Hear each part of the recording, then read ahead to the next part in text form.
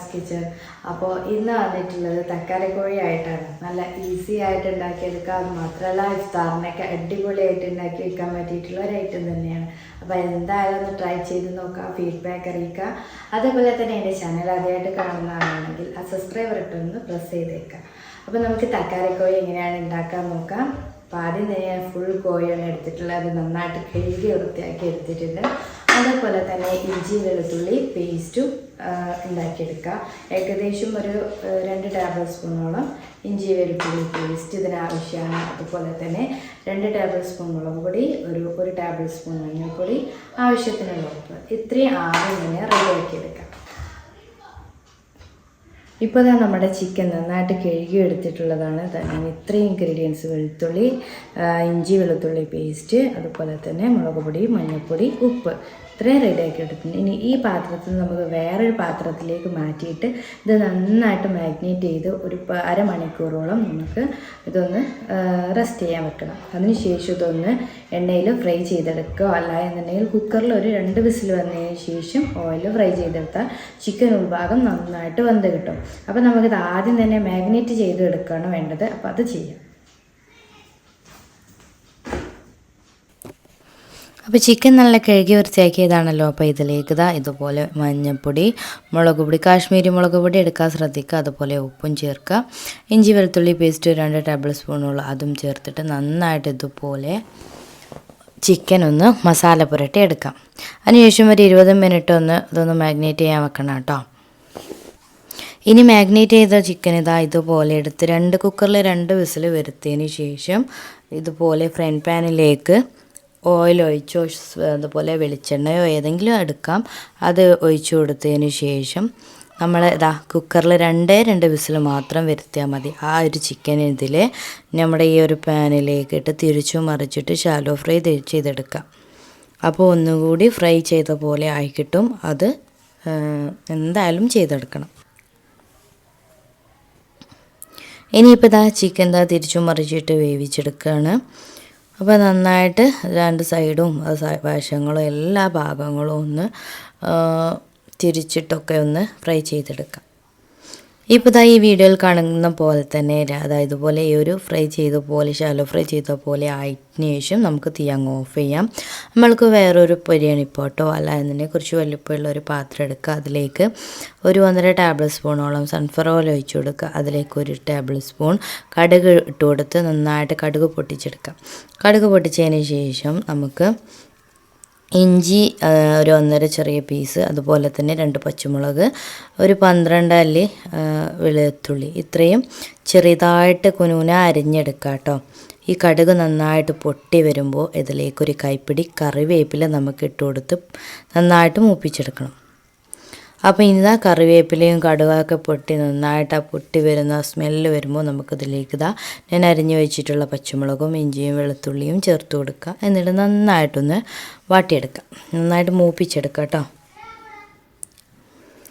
ഇനി എല്ലാം ഒന്ന് മൂത്ത് വരുമ്പോൾ അതിലേക്ക് ഒരു 2 വലിയ സവാള നന്നായിട്ട് ചെറിയതായിട്ട് കനല്ലാതെ അരിഞ്ഞെടുത്തിട്ടുണ്ട്. അത് ഇതിലേക്ക് ഇട്ട് കൊടുക്കുക. ആവശ്യത്തിന് ഒരു പിഞ്ച് ഉപ്പും ചേർത്ത് കൊടുത്തിട്ട് നന്നായിട്ടൊന്ന് മിക്സ് ചെയ്ത് ഒന്ന് വേവിച്ചെടുക്കുക. അപ്പോൾ ഉള്ളി നന്നായി വാടി വരണം കേട്ടോ.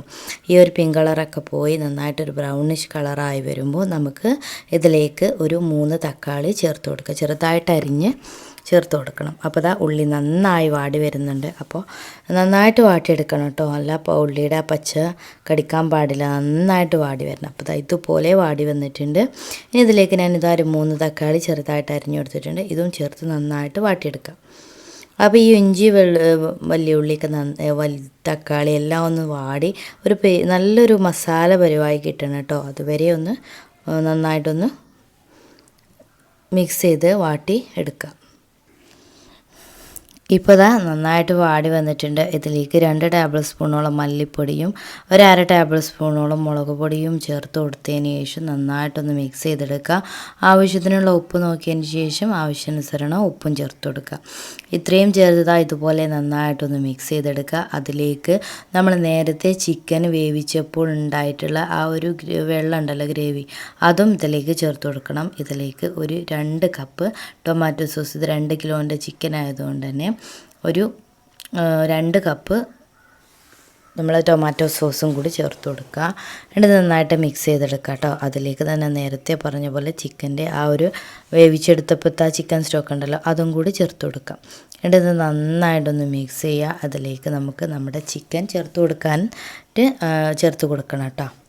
ചിക്കൻ ചേർത്ത് കൊടുത്തതിന് ശേഷം ഇത് നന്നായിട്ടൊന്ന് അടച്ച് വെച്ച് വേവിച്ചെടുക്കുകയും വേണം. ഏകദേശം ഒരു 20 മിനിറ്റോളം ഈ ഒരു മസാലയിൽ കിടന്ന് നമ്മുടെ ചിക്കൻ ഒന്ന് കുറുകി വരണം കേട്ടോ. ഞാൻ പോയേക്കും പാത്രം ഒന്ന് ജസ്റ്റ് ഒന്ന് മാറ്റി കൊടുത്തിരുന്നു. അപ്പോൾ നമ്മുടെ ചിക്കൻ ഇതാ ഗ്രേവി നമ്മളിതിലേക്ക് അങ്ങ് ചേർത്ത് കൊടുത്തു.